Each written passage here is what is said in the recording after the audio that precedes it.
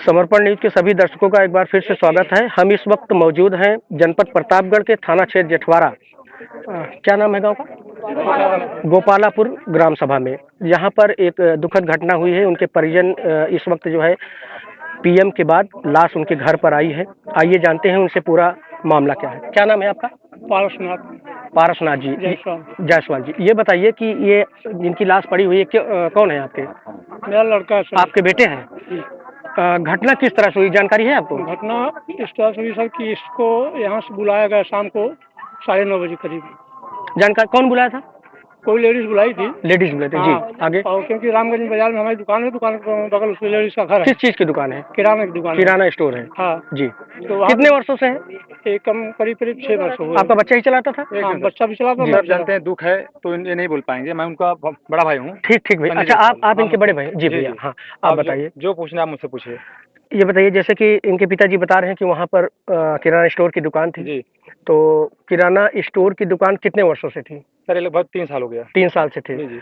3 साल में किसी से वाद विवाद था पहले? कोई वाद नहीं सर, लेकिन इतना है कि लगभग आज अभी 15 दिन से जी, चूंकि उनको एक प्लान करना था जी, तो 15 दिन से वो दुकान पे लगातार पूरा परिवार आता था। जी, पापा हैं, मेरे पिताजी हैं, जी, जी, इनसे मुझे पूरा परिवार आता था। बल्कि पहले से व्यवहार और अच्छा हो गया था इनका, जी, जी, जो प्लानिंग करना था। जी, जी। और पूरा डेट बता रखे थे, इस डेट पे हमारे यहाँ शादी पड़ी है, इस डेट पे ऐसा है। जिस दिन होना था उसके एक दिन पहले वो आए, हमारे यहाँ रसगुल्ला लेने भी आए। जी, रसगुल्ला लेने आए, बात भी किए, भैया आज कल जाना है हमें जहाँ निमंत्रण है। जी, जी, सारी बात बताएं इनको, जी, सारी चीज हम लोग को भी इतना तक कि हमको तक मालूम चल गया उनके यहाँ शादी पड़ी। बताइए ये सब चीजें कहाँ से मालूम चल जाती हमको? जी, तो इतना ज्यादा वो हाईलाइट कर दी, हाँ निमंत्रण जाना है। जी, जी, निमंत्रण जाना है। तो इनको निमंत्रण के बहाने से बुलाया गया? जी, इनको उसने नहीं बुलाया गया। जी। हुआ क्या कि वो लोग ऐसा बहाना ऐसा क्रिएट किए कि सब निमंत्रण गए हैं, सिर्फ यहाँ वो लड़की है और उसका छोटा भाई है। जी, जी, ऐसा जी, ऐसा माहौल क्रिएट किया गया वहाँ पर, ऐसा बनाया गया वहाँ पर। उसके बाद हुआ क्या, यहाँ पे लगभग 9:30 के आसपास किसी ने फोन किया, क्लियर नहीं किसने फोन किया। जी, जी। वो फोन किया, वो गए फोन। नंबर भैया जानकारी में है? जिस नंबर से फोन आया? नंबर एसओ साहब के पास है। जिस नंबर से फोन आया था वो देखे भी हैं, बात भी जो बात हुआ, कितना टाइम बात हुआ वो सब देखे हैं। कॉल हिस्ट्री या सर्विलांस के माध्यम से एसओ साहब ने आपको बताया किसका नंबर है? जी, बताया कि उस लड़की का नंबर शायद है। और जब एसओ साहब फोन किए उस नंबर पे तो वो नंबर मिला उसके पिता के पास। जी, तो वो नंबर उसके पिता के पास मिला। उसके आगे क्या हुआ जानकारी? उसके आगे सर हुआ क्या, लगभग 9:30 बजे गए। 9:30 बजे बाद मुझे लगभग 10:48 पे जी मुझे फोन आया वहाँ से, उसके भाई लड़की के छोटे भाई का फोन आया कि भैया आवा ने मार दी तेरे भैया का। भाई सब इकट्ठा है यहाँ पर, बोले सब इकट्ठा है, मार दी तेरे भैया का। मैं देने वाले का नाम आसिफ अली।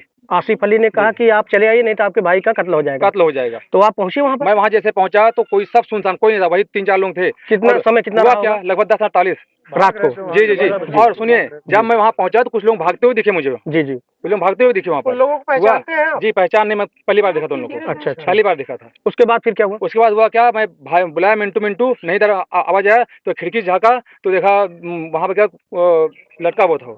जब उसके बाद जब मैं दरवाजे धक्का लगा एक बार तो नीचे देखा सांस है, मेरा हाथ जा रहा था, मैं हाथ डाल के खोलने की कोशिश किया, उसका भाई मार के खोल दिया। तब तक बाहर से पत्थर लिए थोड़ा सा, और जो पत्थर से मार दिया, खुल गया तुरंत। दरवाजा, कहने का मतलब दरवाजा बंद था? जी, दरवाजा बंद था, लेकिन हाथ जाने की जगह थी। जी, मेरा हाथ में डाला भी था हाथ में। कहने का मतलब स्पष्ट है कि कोई भी व्यक्ति बाहर से दरवाजे को बंद या खोल सकता था, यही बात है ना?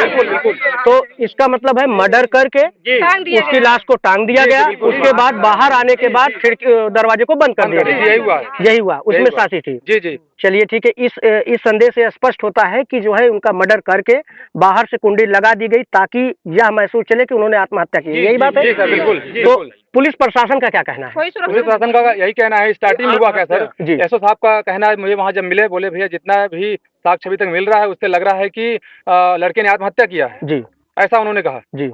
और उसका मैं सुन लिया चुपचाप, मैं बोला ठीक है, जो करना हो तो मुझे करना है। उसके बाद सुनिए हुआ क्या, जब पुलिस वहाँ पहुँचने के बाद अब बताइए, पुलिस ने कहा मुझे बाद में लास्ट में कि वो आत्महत्या है। बताइए आत्महत्या होती तो क्या उसकी मोबाइल बाहर मिलती? उसकी मोबाइल बाहर थी। अगर वो किसी गलत उद्देश्य से वहाँ गया होता, उसकी चप्पल बाहर कुछ दूर तो मिलती, कुछ दूर। सर उनके जेब में पैसा था, लगभग 40 से 50 हजार रुपए था। उनके जेब में पैसा नहीं था, न पर्स न पैसा, कुछ भी नहीं था उनके जेब पर्स में। पूरी आईडी थी सर, पूरी आपने प्रथम सूचना रिपोर्ट जो तहरीर दिया है, नामजदी दिया है जी? किसका नाम है उसमें? सर आसिफ का नाम है। और और मोइन अली का नाम है, और मोहम्मद सईद का नाम है, और शौकत अली का नाम है। शौकत अली की बीबी का नाम बीबी है, और उनके सईद की बीबी है। अज्ञात में कितने लोगों का नाम? अज्ञात 2-3 लोग हैं सर। 2-3 है। इनमें कितने लोगों की गिरफ्तारी हुई है अभी तक? इसमें से मेरे ख्याल से 6 लोग या 5 लोग की कंफर्म बताइए।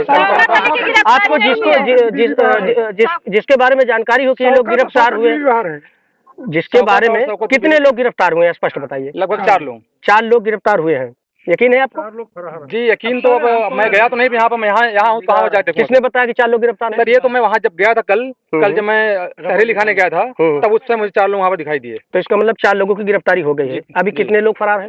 अभी जहाँ तक जो नाम लिखाया गया है उसमें से 2 लोग जो ज्ञात में है और 2 लोग अज्ञात में है। चलिए ठीक है। प्रशासन से आश्वासन क्या मिल रहा है? प्रशासन से आश्वासन, आप लोगों की मांगे क्या है?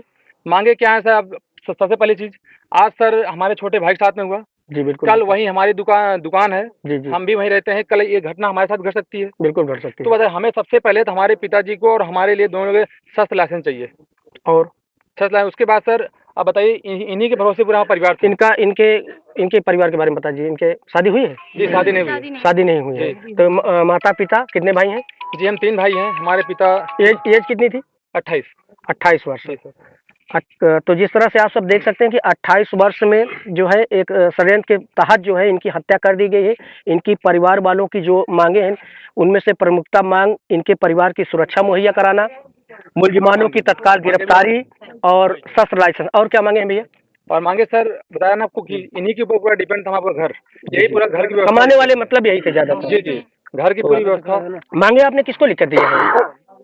किस अधिकारी को? अभी अधिकारी सीओ तो पीड़ित परिवार की जो मांगे हैं, एक स्थिति से अवगत हूँ वो भी। जी जी, तो यथाशीघ्र डीएम साहब यहाँ पे आवें जी, स्थिति से अवगत हों, परिवार की मांग को पूरी करें और ये पड़ी हुई लाश इसका यथाशीघ्र अंतिम संस्कार हो। सनातन धर्म में कहा गया है कि मृत्यु के बाद यथाशीघ्र जी अंतिम संस्कार हो जाना चाहिए। डीएम साहब का ये नैतिक दायित्व बनता है कि यथाशीघ्र इस बॉडी का अंतिम संस्कार करावें, सहयोग करें, यथाशीघ्र इस गांव में पहुंचने का प्रयास करें। बस तो जिस तरह से देख सकते हैं मृतक के परिवारजन और उनके साथ जो भी उनकी मदद के लिए खड़े हैं, उनका भी कहना है कि जब तक जिलाधिकारी महोदय प्रतापगढ़ नहीं आते हैं तब तक मृतक का जो है 1 लाख रुपए की आर्थिक सहायता मुख्यमंत्री राहत कोष से प्रदान की जाए, तत्काल प्रभाव से सभी नामजद आरोपियों को गिरफ्तार किया जाए तथा अज्ञात आरोपियों को गिरफ्तार किया जाए एवं इसका जो है निष्पक्ष भाव से जो है खुलासा किया जाए, और तभी आप लोग इनका अंतिम संस्कार करेंगे जब तक पीड़ित परिवार को एक सरकारी नौकरी दिया जाए। इसमें लिखा हुआ है जो पीड़ित परिवार की मांगे हैं। चलिए ठीक है, जो है जो भी आपकी मांगे होंगी शासन कितने अधिकारी उच्च अधिकारियों में कौन कौन लोग आए हैं सर? अभी तक यहाँ पर जैसे कि हमारे देखने में आ रहे हैं सीओ साहब आए हैं, सीओ साहब दिख रहे हैं, एसओ साहब, एसपी साहब अभी नहीं है सर। कल डीएम सर जी वही नहीं है। एसडीएम महोदय नहीं, लेखपाल नहीं कोई नहीं। तो जिस तरह से आप देख सकते हैं कि इनकी आर्थिक मदद तभी पूरी हो सकती है जब तक राजस्व के कर्मचारी नहीं आएंगे। इनकी बहुत सी ऐसी मांगे हैं जिनको पूरा किया जाना प्रशासन के हाथ में नहीं है। तो सभी अधिकारियों को है यहाँ पर आना और इनकी मांगों को, ये बताइए इनके आश्वासन से आप मानेंगे कि लिखित तौर पे मानेंगे? नहीं सर, लिखित तौर पर। परिवार का कहना है कि जब तक लिखित तौर पर जो है हमको कुछ दिया न जाए तब तक हम जो है अंतिम संस्कार नहीं करेंगे। समर्पण न्यूज से करण कुमार, मंडल ब्यूरो प्रयागराज से।